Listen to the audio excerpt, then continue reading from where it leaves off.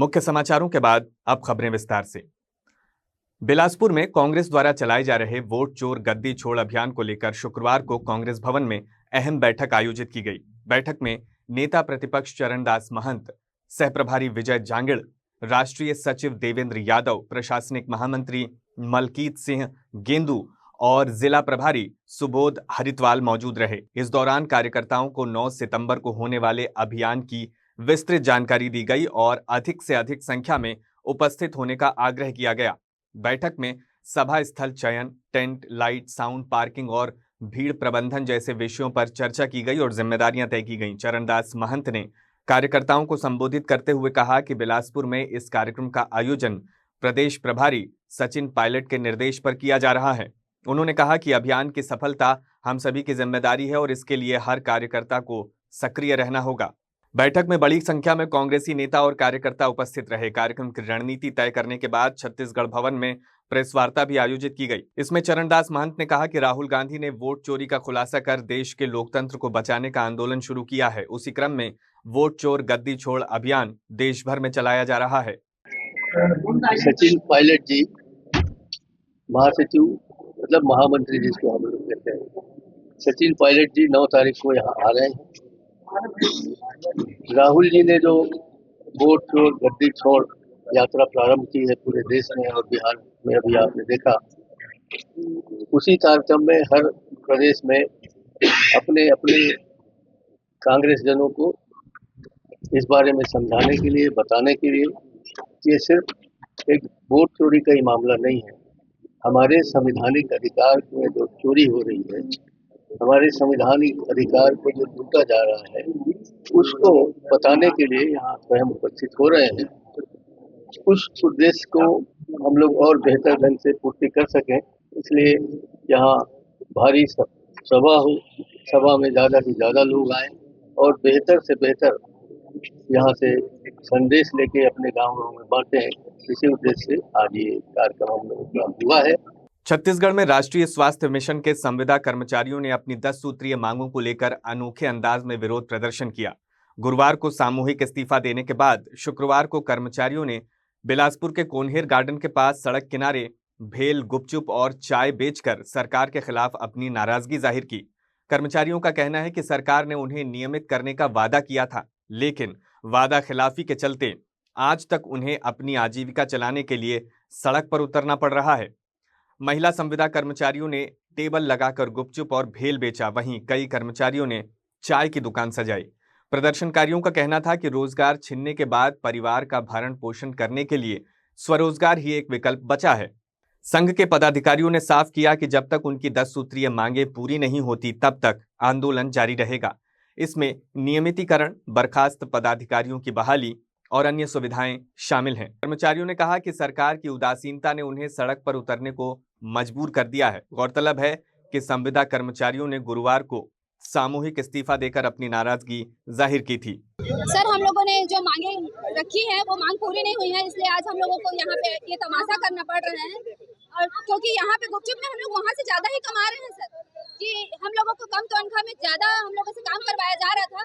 हम लोगों को कोई शौक नहीं है यहाँ पे ठेले लगाने के। हमारे जो परिवार वाले देख रहे होंगे वो उन लोग भी कितने दुखी हो रहे होंगे कि कहाँ ये लोग हॉस्पिटल बैठने वाले लोग आज रोड पे आ गए हैं। तो हम सरकार से ये निवेदन करना चाहेंगे कि ये हमारी मांगों को पूरी करें, संवेदनशील हो हमारे प्रति, और जो उन्होंने वादा किया है कि हमें 100 दिन के अंदर अंदर वो कमेटी बिठा के उचित निर्णय लेंगे, तो प्लीज वो जागे, इतनी निद्रा में सोए ना रहे और हमें यहाँ से आजादी दिलाएं, संविदा को प्रथा से आजादी दिलाएं। बस आगे यही हम सरकार से निवेदन ही कर रहे हैं कि वो हमें रेगुलर करे, और नहीं तो फिर हमारा आंदोलन अनिश्चितकालीन जारी रहेगा।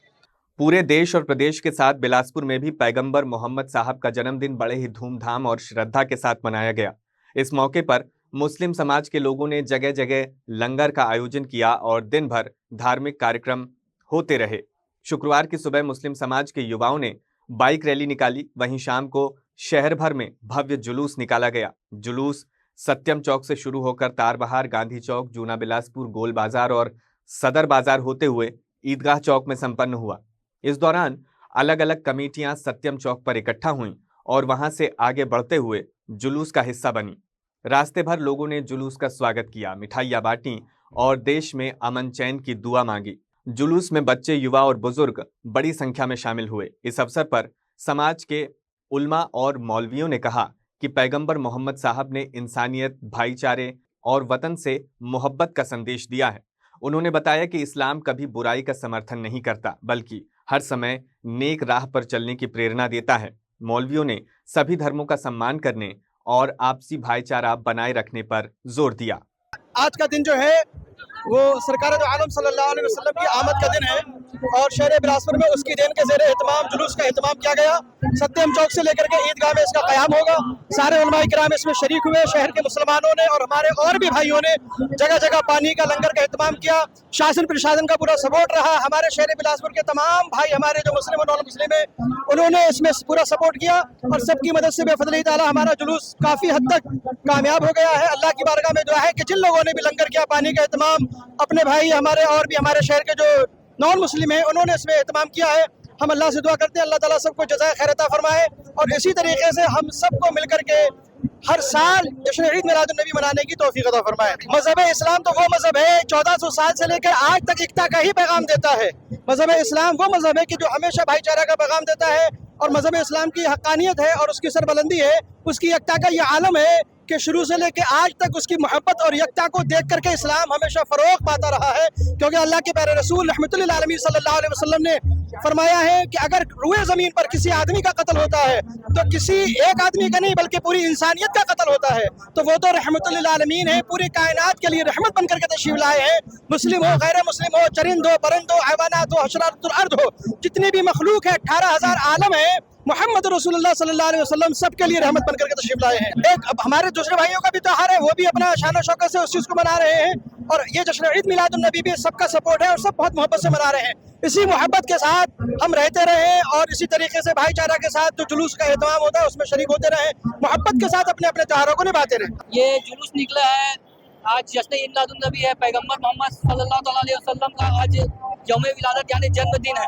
आज के दिन उनके जन्मदिन के रूप में मनाया जाता है, जिसमें जुलूस निकला। सुबह बाइक जुलूस निकली थी और अभी दोपहर से सत्यम चौक से तार बार होते हुए ईदगाह तक ये आपका पैदल जुलूस है। क्या कुछ खास होता है आज का? ये एक पैगंबर मोहम्मद साहब का जन्म दिवस है जो पूरे इंसानियत के लिए आज का त्यौहार है। ये किसी खास किसी मजहब के लिए त्यौहार नहीं, क्योंकि अल्लाह ने कुरान शरीफ में फरमाया कि पैगंबर मोहम्मद सल्लल्लाहु अलैहि वसल्लम को पूरी इंसानियत के लिए रहमत बनाकर भेजा है। तो ये किसी खास किसी मजहब का त्यौहार नहीं, बल्कि पूरी इंसानियत के लिए ये त्यौहार है आज का दिन। 1500 साल सरकार मदीना सराहत कल्बुसीना अहमद मुस्तफ़ा मोहम्मद मुस्तफ़ा सल्लल्लाहु ताला अलैहि वसल्लम की पैदाइश का दिन है। इस दिन तमाम आलम इस्लाम के मुसलमान और दिगर कौम के लोग भी इस मज़हब में हमारे साथ मिल करके इस खुशी में कंधा पकंदिया जो है हमारे साथ तमाम समाज के लोग मिलजुल करके हम लोग इस ईद के त्यौहार को मनाते हैं। ये 1500 साल पहले अल्लाह के रसूल सल्लल्लाहु ताला अलैहि वसल्लम इस दुनिया में जब तशरीफ नहीं लाए थे, उससे पहले जो है ऐसा वक्त था जब मदीने में या पूरी दुनिया में जो है बेटियों को जो है दफनाया जाता था। लेकिन जिस दिन अल्लाह के रसूल सल्लल्लाहु अलैहि वसल्लम ने दुनिया में तशरीफ लाया, तमाम आलम इस्लाम के लोगों को इस चीज़ की जानकारी हो गई कि अब बेटियां जो है दफन नहीं की जाएगी। ये तमाम आलम के लिए जो है हमारे नबी मोहम्मद मुस्तफ़ा सल्लल्लाहु अलैहि वसल्लम रहमत बना करके भेजा गया है और हम यही दुआ करते हैं कि अल्लाह तमाम आलम के लोगों को आपस में इत्तेफाक और इत्तेहाद वाली ज़िंदगी बसर करने की तौफीक दे। और हम पुलिस प्रशासन का भी बहुत जो है स्वागत करते हैं और उन्होंने हमारा बहुत सहयोग किया, उनके लिए जो है ढेर ढेर आभार प्रकट करते हैं और हम यही जो है दुआ करते हैं कि अल्लाह हमारे हिंदुस्तान को अमन का गवारा बनाए और तमाम लोग आपस में इत्तेफाक और इत्तेहाद से जिंदगी बसर करें। गरियाबंद के नक्सल प्रभावित क्षेत्रों में सक्रिय माओवादियों की साजिश को जिला पुलिस ने एक बार फिर नाकाम कर दिया है। गरियाबंद जिले के जंगल और पहाड़ी इलाकों में पुलिस ने सर्चिंग अभियान चलाकर नक्सलियों द्वारा छुपाया गया भारी मात्रा में विस्फोटक और नक्सली सामग्री बरामद की है। प्राप्त जानकारी के अनुसार प्रतिबंधित माओवादी संगठन धमतरी गरियाबंद नुआपाड़ा डिवीजन के नक्सलियों ने थाना मैनपुर अंतर्गत गोबरा क्षेत्र के जंगल और पहाड़ी इलाके में पुलिस व ग्रामीणों को नुकसान पहुंचाने तथा दहशत फैलाने के उद्देश्य से विस्फोटक सामग्री डंप कर रखी थी। खुफिया सूचना मिलने के बाद जिला पुलिस बल की E30 ऑपरेशन टीम और BDS टीम ने संयुक्त रूप से 5 सितंबर 2025 को बड़े पैमाने पर सर्च अभियान चलाया। अभियान के दौरान पुलिस ने 3 अलग अलग स्थानों से नक्सलियों का डंप बरामद किया। इसमें स्टील कंटेनर से बना IED बम, 57 नग फटाका बम, एक bundle electronic wire, 2 metre cordex wire, power bank, नक्सली वर्दी साहित्य और बैनर, सिंगल शॉट बैरल, छोटा सोलर प्लेट और अन्य दैनिक उपयोग की सामग्रियां शामिल हैं। पुलिस अधिकारियों का कहना है कि यदि ये विस्फोटक सामग्री नक्सलियों के हाथ में सक्रिय होती तो बड़ी वारदात को अंजाम दिया जा सकता था। समय रहते कार्रवाई से न केवल सुरक्षा बलों की सुरक्षा सुनिश्चित हुई बल्कि स्थानीय ग्रामीण भी संभावित नुकसान से बच गए। जिला पुलिस ने स्पष्ट किया है कि नक्सलियों की हर साजिश को नाकाम करने के लिए लगातार अभियान जारी रहेगा। शिक्षा विभाग से बड़ी कार्रवाई की खबर सामने आई है। बिलासपुर के जिला शिक्षा अधिकारी कार्यालय ने गंभीर लापरवाही बरतने के आरोप में कनिष्ठ लेखा परीक्षक हेमंत शर्मा को निलंबित कर दिया है। बताया जा रहा है कि शर्मा ने अपने पदीय दायित्वों का निर्वहन सही ढंग से नहीं किया और उच्च न्यायालय के आदेश का पालन करने में असफल रहे।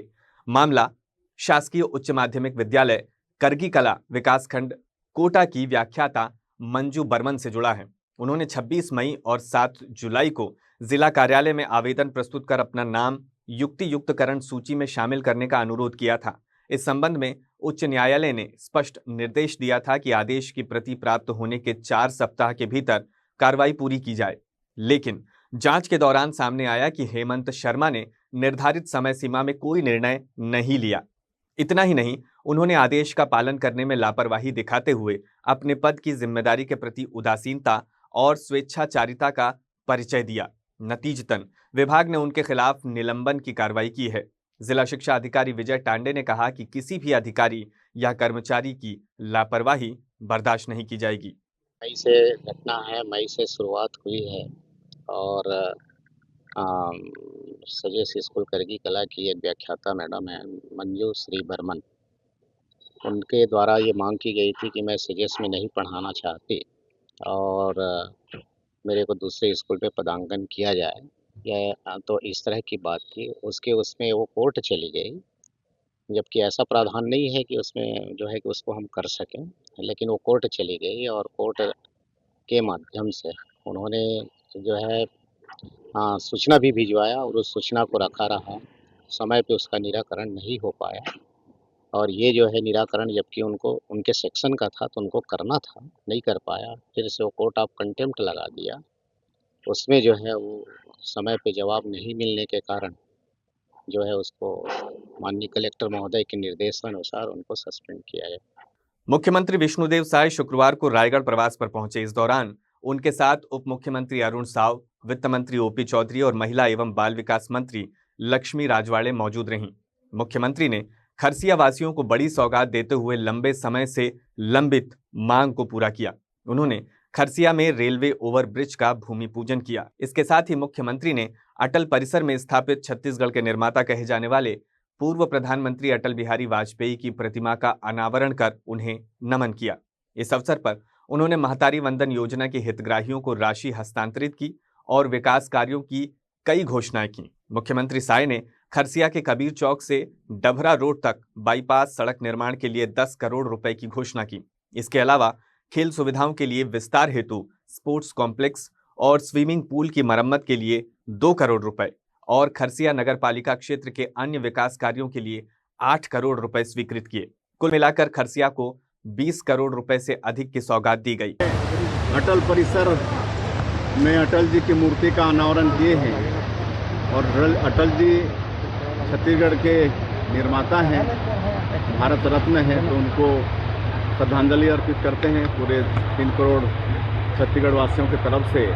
और यहाँ रेलवे ओवरब्रिज की बहुत पुरानी मांग थी, ताकि क्षेत्र के लोग 20 साल से हमको आशीर्वाद देकर सांसद बनाए, तो हमको मालूम है कि 20 साल से भी ज़्यादा पुरानी मांग थी और हम सांसद के रूप में इसका पहल शुरू किए थे, जो मूर्त रूप लिया। और जब हम लोग ये चौथी बार यहाँ पर सरकार में आए छत्तीसगढ़ के अंदर में, तो उसकी स्वीकृति मिली है और आज उसका हम लोगों ने भूमि पूजन किया है। हमारे प्रदेश के डिप्टी सीएम श्री अरुण साव जी की उपस्थिति, हमारे प्रदेश के वित्त मंत्री श्री ओपी चौधरी की उपस्थिति, महिला बाल विकास मंत्री श्रीमती लक्ष्मी राजवाड़ी की उपस्थिति, हमारे राज्यसभा सांसद देवेंद्र प्रताप सिंह की उपस्थिति, हमारे सभी वरिष्ठ जन और हमारे जनप्रतिनिधिगण सबकी उपस्थिति में आज इसका भूमि पूजन संपन्न हुआ है। तो हम समस्त खरसिया वासियों को बहुत बहुत बधाई देते हैं।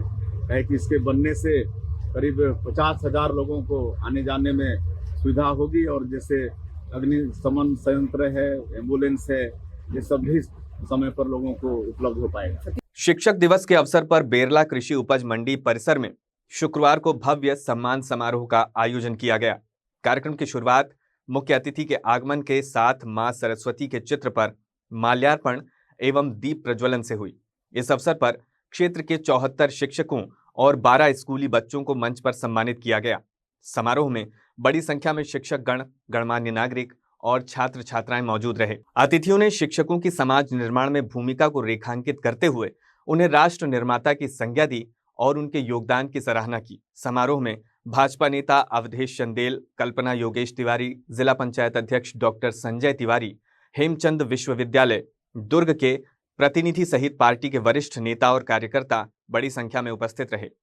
मंच से वक्ताओं ने कहा कि शिक्षक विद्यार्थियों के जीवन में दिशा देने वाले मार्गदर्शक होते हैं और उनके बिना समाज की प्रगति संभव नहीं है। इस दौरान सम्मानित शिक्षकों को शॉल और प्रशस्ति पत्र भेंट कर उनका अभिनंदन किया गया। अतिथियों ने कहा कि एक शिक्षक केवल पाठ्यक्रम ही नहीं सिखाता, बल्कि जीवन के मूल्यों, संस्कार और नैतिकता को भी विद्यार्थियों तक पहुंचाता है। मैं विगत 25-30 वर्षों से 5 सितंबर को सेवानिवृत्त शिक्षकों का सम्मान करते आ रहा हूँ। डॉक्टर सर्वपल्ली राधाकृष्णन जी के जयंती पर मुझे खुशी है कि हमारे सेवानिवृत्त शिक्षक लोग यहाँ उपस्थित होते हैं और इस प्रोग्राम की गरिमा बढ़ाते हैं। हमारे हेमचंद विश्वविद्यालय के कुलपति जी और घनश्याम जी ने उपस्थित होकर इस प्रोग्राम को और ज़्यादा रोचक बनाया है, गरिमा प्रदान किया है। मैं उनका हृदय से धन्यवाद ज्ञापित करता हूँ। आपके माध्यम से सभी गुरुजनों का जो सेवानिवृत्त हुए हैं, जो पूर्व में हुए हैं, वर्तमान में सेवा दे रहे हैं, ऐसे सभी शिक्षकों को आज 5 सितंबर के पावन अवसर में बहुत बहुत बधाई, शुभकामना अर्पित करता हूं। और आप सबका भी धन्यवाद जो उपस्थित होकर के इस प्रोग्राम की गरिमा को बढ़ाएं और आगे समाज के बीच में अपने विचार जो यहाँ मंच के माध्यम से मिला है उनको और आप प्रसारित करेंगे, इसलिए आपका भी हृदय से बहुत बहुत धन्यवाद। शिक्षक दिवस पर 5 सितंबर पर यहाँ कार्यक्रम आयोजित किया गया है जो सेवानिवृत्त शिक्षकों का सम्मान का समारोह है।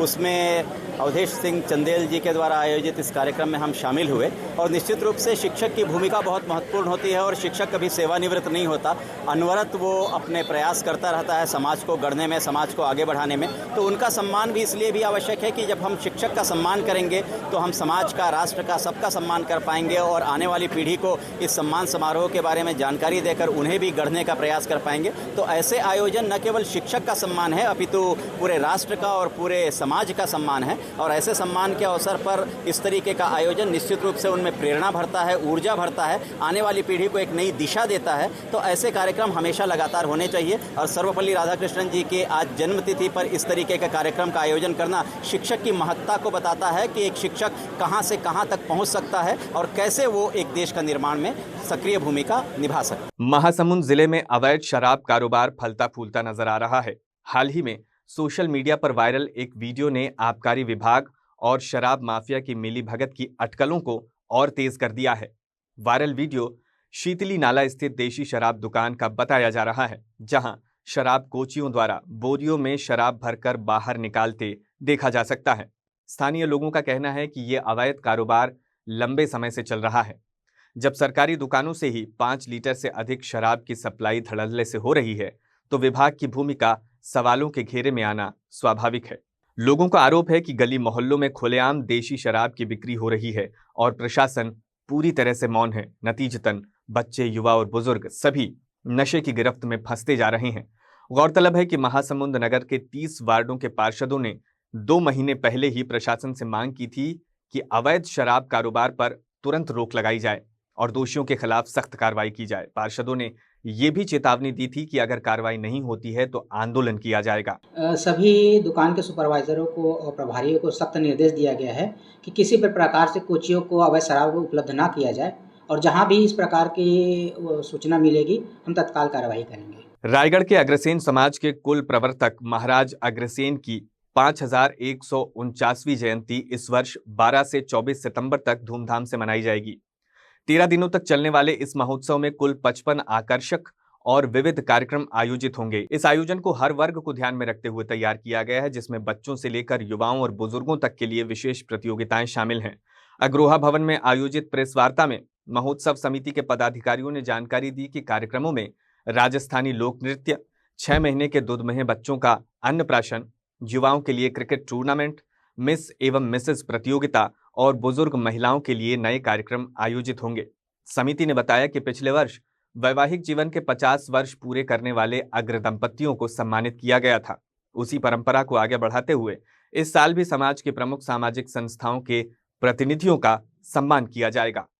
अग्रसेन जयंती में हर साल कई नए कार्यक्रम जोड़े जाते हैं जो फैशन में रहता है, जो लोगों के बीच में चलता रहता है। हर बार हमारी कोशिश रहती है कुछ उस टाइप का कार्यक्रम रखें, जैसे नया नया डेकोरेशन का है। पुरानी परंपरा जो होती है, कई चीज़ें होती हैं जिसको बनाना रहता है, आजकल की पीढ़ी को बनाना आता नहीं है, तो वो सारी चीज़ों को रखते हैं।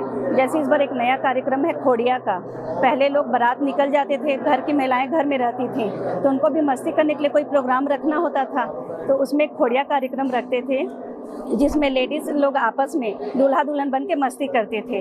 वैसे ही 6 महीने के बच्चे का जैसे मुँह जूठा करना है, तो ये एक प्रोग्राम रखा गया है, आजकल बहुत चला हुआ है। लोग यशोदा मैया नंद बाबा बन के कृष्ण बनाते हैं अपने बच्चे को और खीर से मुँह जूठा करते हैं। तो उसी टाइप से कई नए प्रोग्राम रखे हैं लोगों को सिखाने के लिए। हम लोग साथिया छाबड़ी जो पहले ज़माने में बनता था, वो सारी चीज़ों को इस बार गेम के रूप में रखा जा रहा है ताकि नए लोग सीख सकें। शोभा यात्रा बहुत ही विशेष ढंग से मेन जो शोभा यात्रा रहती है वो निकाली जाएगी, और जो क्रिकेट मैच का जो आगाज़ होता है अग्रसेन जयंती का, वो एक नई IPL की तहत पे खिलाड़ियों को, मतलब जो एक ऑक्शन होता है, नई नई टीमें बनती है, तो हर खिलाड़ी को मौका मिलेगा। कितने दिनों का कार्यक्रम है? ये लगभग 12 तारीख से चालू होगा और 24 सितंबर को, 12 सितंबर से 24 सितंबर तक चलेगा। 24 सितंबर को प्राइज डिस्ट्रीब्यूशन है। तो कितने कार्यक्रम होंगे? लगभग 50 के कार्यक्रम हैं। आज के अंक में बस इतना ही। छत्तीसगढ़ की खबरों से अपडेट रहने के लिए देखते रहिए हॉर्नबिल टीवी।